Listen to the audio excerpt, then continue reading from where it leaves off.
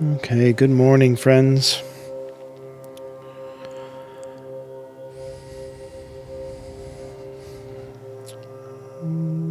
Let's make sure all of this is functioning properly here.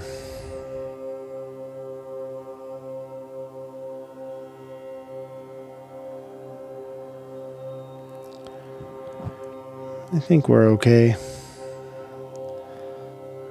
If not, we'll be all right. All right.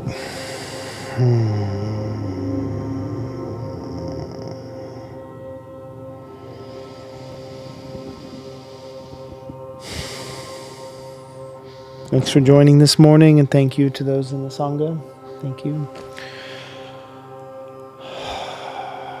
Let's begin this morning just by allowing our attention to come to our breath and bringing our focus into our own bodies and allowing ourselves to settle into the place where we are. I know that most mornings I find myself 3 steps ahead of my own body and my mind, and my mind can take me into all these scattered places at the same time. But it often only takes a couple of breaths to bring me back into myself and into this place and settle in and just really start to be in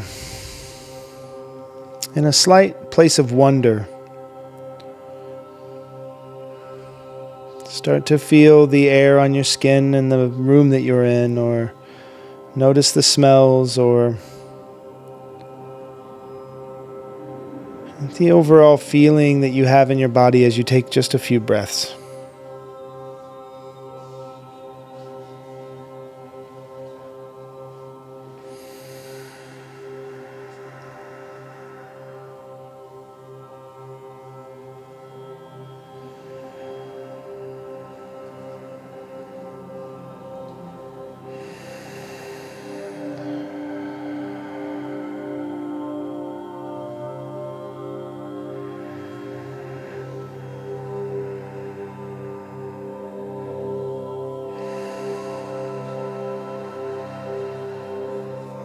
Feel the air moving in through the nose to the bottom of the belly. It's an important practice to welcome in stillness into our bodies so that we can become aware of what we're feeling. But it's also really important to not force any part of the practice.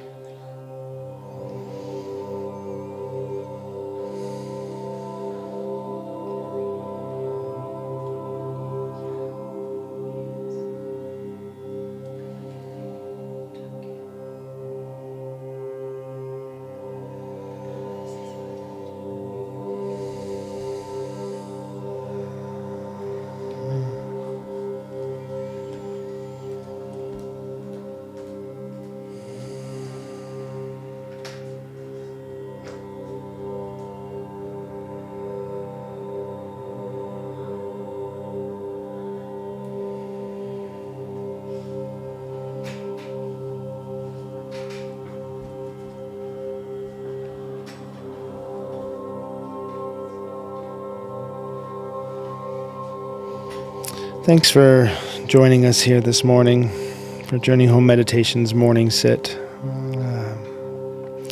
I'm Michael, and I'm really happy to be here this morning.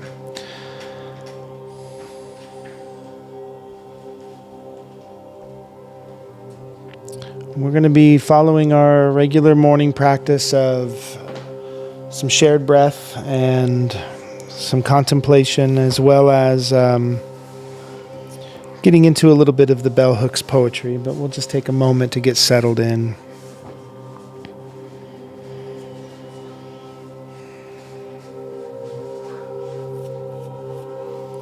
And if you need to grab more blankets too, there's more blankets in the cabinet as well. No, you're good. You're good. This is the practice. Knowing what we need in our body is really important, and it's really good that we can meet those needs. It's not always possible, so happy to facilitate.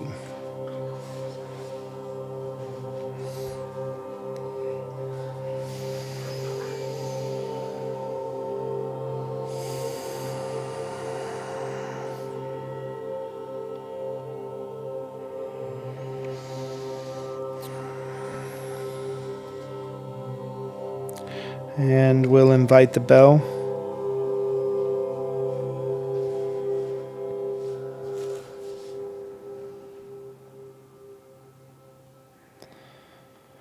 As we take 3 breaths together to settle into this place and this time. We are here right now.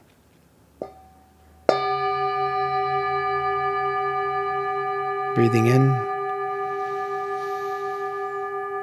breathing out.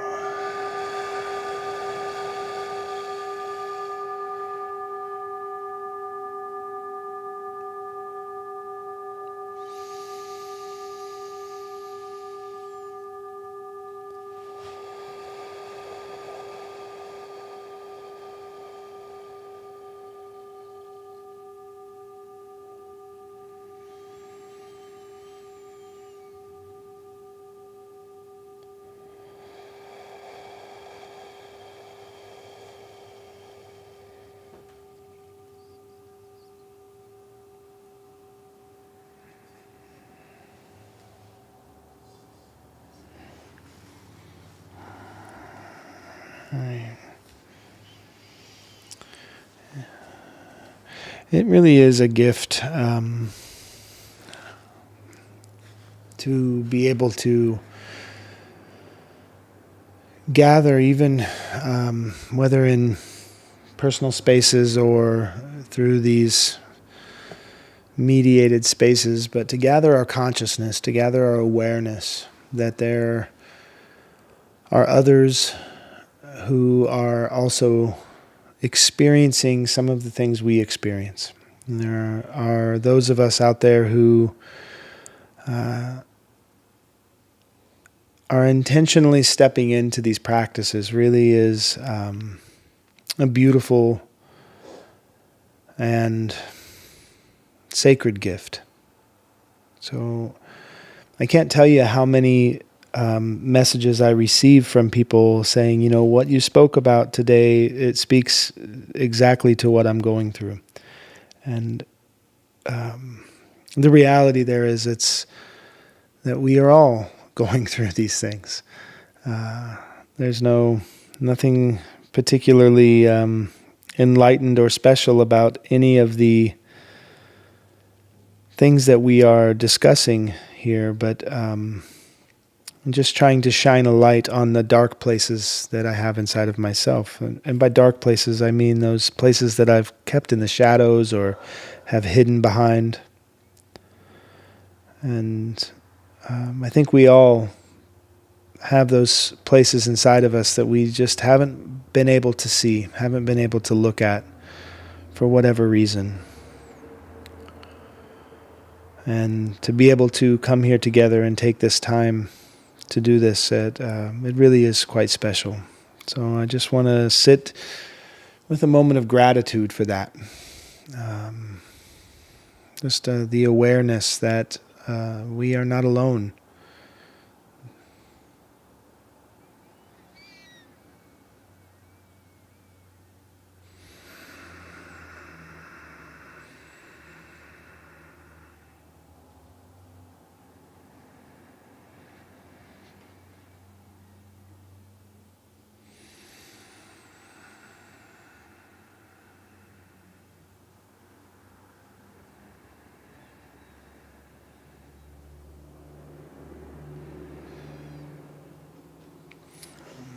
I was having a discussion yesterday, and we were talking about that very thing, that there are so many of us right now who are suffering anxiety, fear, trauma, isolation, and loneliness seems to be one of those universal experiences that people are having. And the person commented, it just seems so bizarre to me that we are all here together experiencing loneliness. How is that possible? And I've been thinking about that since that conversation. And I think a lot of it comes down to belief. For whatever reason, actually for really good reasons, somebody once taught us that we're all alone in this world. And they maybe didn't say that explicitly, but it was through our experiences of feeling othered, feeling like we don't fit in or we don't belong. And this began very young for some of us. In school, you put a bunch of children together who are learning how to participate in the dance, the social dance. And the only thing we have is the conversations we hear our parents having in secret, those conversations that they don't have at church, but the ones they have when we get home from church behind closed doors. We hear the othering, we hear the anxiety and the fear that our parents carried. And then we witness. We witness people struggling and starving in the same community as those who are driving brand new cars, or those kids at school whose, it seems to us that their hardest thing is which person they're going to go to prom with, not whether or not they're going to have food on the table that week. And that feels very isolating, feels very othering. And so we start to develop these beliefs based on all this stuff that we collect as evidence. We have all this evidence that we start to gather for how we are in this alone. But the reality is a belief will be held despite the best evidence. Sometimes this is a really good thing, to be able to hold on to a belief despite what you see in front of you can be really empowering. When Nelson Mandela spoke about being in a South African apartheid prison and literally being alone for days and days and days on end in isolation and solitude, holding on to the belief of freedom is what kept him alive, gave him the strength and the courage to move forward. So sometimes that is a really good trait that we have, the ability to believe something despite the best evidence. But oftentimes, when we have this same strength and it's used to keep us closed to the world, it can inform a sense about ourselves that simply isn't true. And especially forming a sense about others that also isn't true. That feeling of isolation oftentimes is accompanied with the belief that others have it all together. And I hear this a lot. Seems like everybody else can just make it work, but I can't. This is a common belief. I know growing up in the church that I grew up in, I would oftentimes, I would see my mother cry before church because we didn't have new church clothes to wear on Sunday, nice new things. And everybody else, especially on holidays like Easter or Christmas, they were going to be wearing their Sunday best. And we didn't have that. And this would really affect her. And she had this belief then that the outfits meant that these people had it all together. And so these are all the ways that we form evidence that we are alone in this, or we are isolated from the world. And we, more than ever now, have social media that just reaffirms this for us. And so I don't think that this is a failure of any of us to have those beliefs. But what I do also understand to be true is that it's not so important what you believe, it's what you're willing to question that matters. And are you willing to take just a few moments in your day to question your isolation? Are you willing to take those moments to allow the crack to let some light in? And as soon as you begin to go down that path, as soon as you begin to step into this agency amongst the feelings of drudgery and failure, then you'll start to see just how many more people are also here. And sometimes it just takes that vulnerability, that hopelessness, honestly, that place of, I don't know what else to do, before we get to that opening. And we just open our hearts and we say, somebody please help me. Somebody's come in.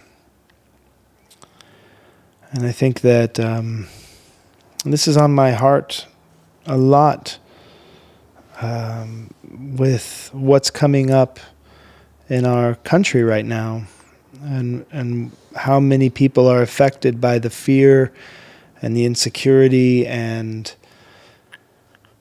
the reality of scarcity that they're experiencing in their lives. And so I just wanted to have a practice today where we can open our hearts a little bit and open up into the experience of our bodies, because I was speaking with someone this morning about trauma being in the body, and they were mentioning that, and it just reminded me that we spend so much time being told that the things we're feeling are all in our head, but they're not. The things we feel are in our body, but it's our body that gets stuck in our head. And what I mean by that is it's the stories and the beliefs that we have about the things we feel that we solidify as a belief. And when we can come to that place of just feeling it, just stepping into our bodies and feeling what needs to be felt,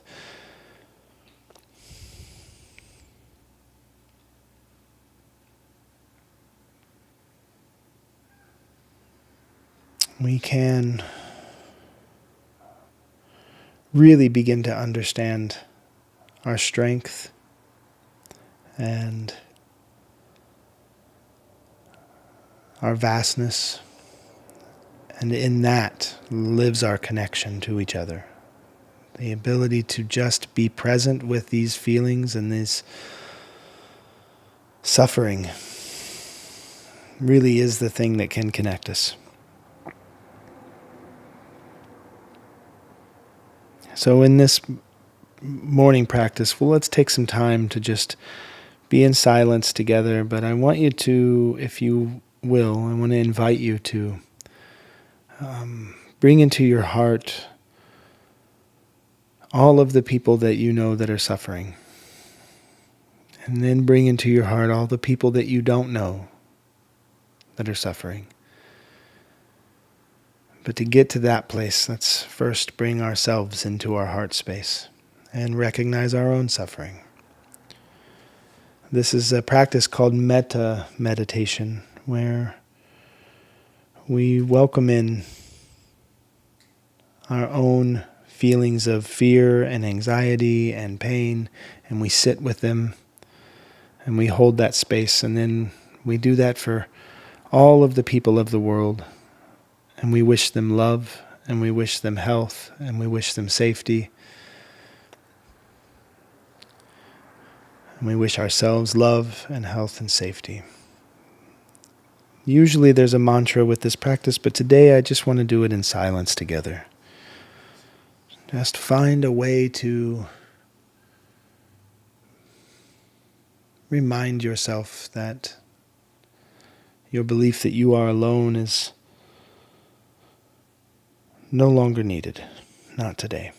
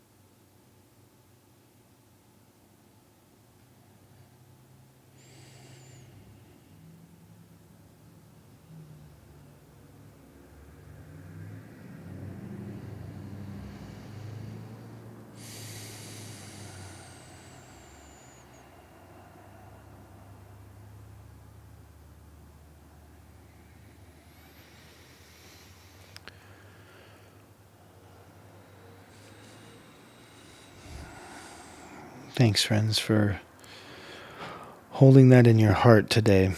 That I suffer and that you suffer and that the world has a lot of people who suffer. In fact, I would say that it's all people. All living beings suffer to a degree. And it's that suffering that we push off and we avoid, and we do everything we can in our power to run away from. But it's oftentimes that very suffering that opens our heart and opens us to see our place in this world right now. And it's not that we have to bring on pain or suffering, self-flagellate or any of that. Like Mary Oliver says, you do not have to walk on your knees for 100 miles through the desert. You only have to allow the soft animal of your body to love what it loves. And maybe that's the key. Just learning how to love what we love. And learning how to be loved.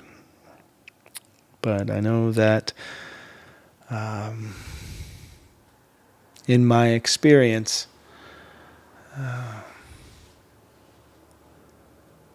that requires practice.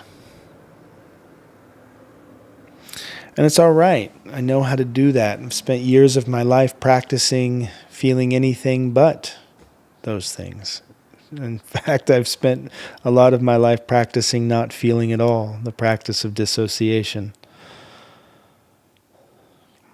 And we get good at what we work on. We get good at what we practice. So when we have the belief in our head of our isolation, our loneliness, when we have this crippling doubt and this fear and anxiety that we practice every day, we're going to get really good at those things. So I am grateful for you being here today to practice gentleness and compassion and kindness, because the more we practice, the better at this we're going to get.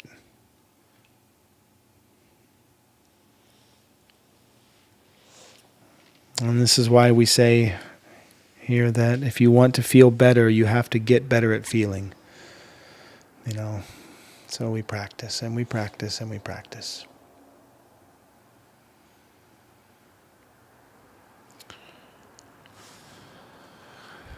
All right. Let's go to our poem today. We are still working through Bell Hook's Appalachian Elegy, Poetry in Place. It's a 66-part poem, and we're doing one a day, and we're not reading ahead. But so far, Bell Hooks, the poet, she's been taking us on this really amazing journey through her home place, her place of home, which was the hills of Appalachia, Kentucky. But in the honesty that she has given us with these places, and in the openness, it really has shown itself to be universal. So I think that's the whole thing. Once I worked on a farm. I did some work on a farm, and the farmer taught me, he had goats, and he also had horses and all these other animals. With the goat pens, he would be particularly focused on making sure we mended the fences regularly. And he said, the thing is, when a goat gets out of one of these fences, that's not the end. He said, I could stand to lose one or two goats every now and then. It wouldn't hurt me. But when a goat gets out of those fences and gets free, well, that goat comes back and teaches the other goats how to get out. And so one goat getting liberated can help liberate the rest. I think, that's me. I want to be the goat. And I'm just looking for those other goats that already got free. And that's what we do. That's what the practice is. And we're just learning from those who have practiced this before.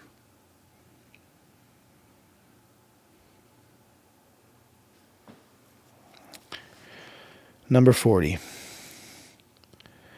On hallowed ground, I cast the circle that there may be haven for the lost, refuge and sanctuary. Turning to the hills, I place feet on steady ground, letting earth hold me.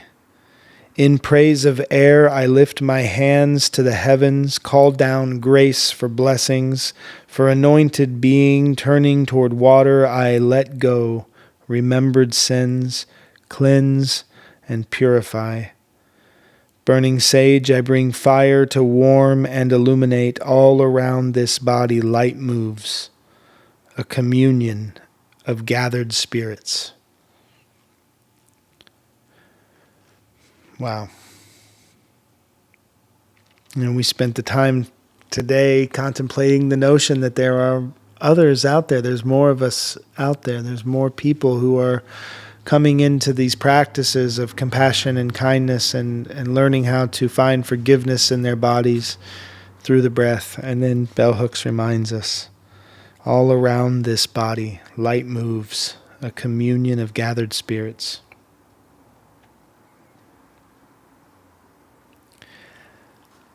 And it's pretty clear this piece is talking about sanctification. Sanctification means to make something, to make our awareness present with the sacred, to bring our awareness to what is sacred. I once had a teacher say, that there is nothing that is sacred. There is what is and what we have desecrated. And what they were saying is we come into a completely perfect existence, and then it's through our disregard and disrespect and dissociation that we make things not sacred. But all we have to do is bring our awareness back to the sacredness of it, to sanctify.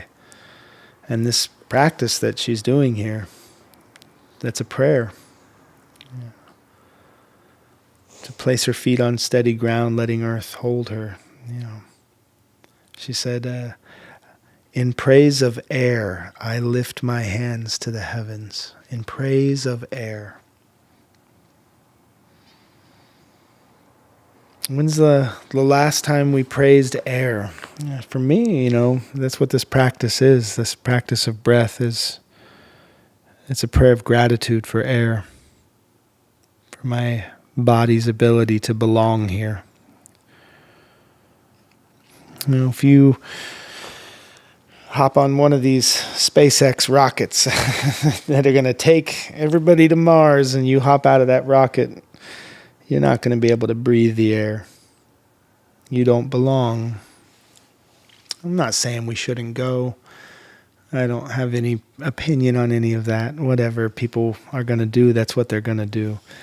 But what I'm saying is to recognize that right now, right here, you were born into a place where you belong. And that feeling that I don't belong, that comes with the isolation and the loneliness, well, it's just simply not true. So take it from Bell Hooks. In praise of air, I lift my hands to the heavens.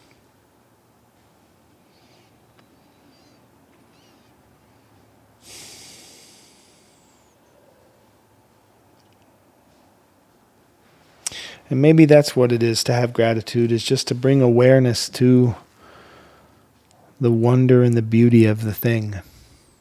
The wonder and the beauty of the thing. Standing at a funeral with our loved ones gathered around someone who has died, it's terribly sad. I would never think that this is necessarily a happy place to be. Sometimes it is. I've been in many funerals where there is a feeling of happiness and a joy and a celebration for this person.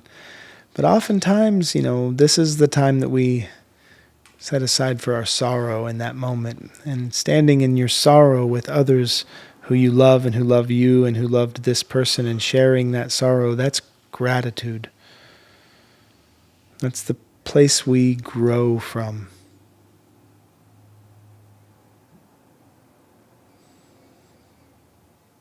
So I think that's what bell hooks is teaching us, and I think that's what our breath is teaching us how we belong.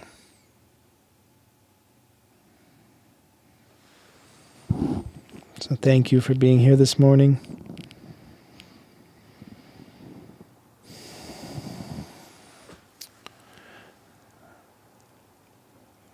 And if there's anybody that has any questions, comments, or experiences, you can share in the chat or in here if there's any questions or anything that anybody would like to share in the room.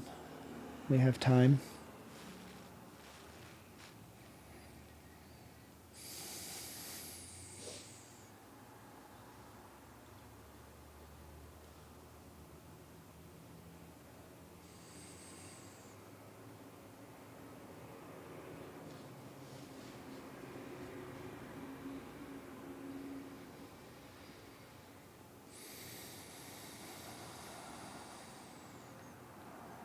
All right. Thank you, friends, for taking the time today to tend to your breath and welcome some gentleness into your body. I know that it makes a difference. I know that as we move through our day, we are offering this gentleness to ourselves as a way to offer it to the world. And that means something. So I appreciate you for doing that.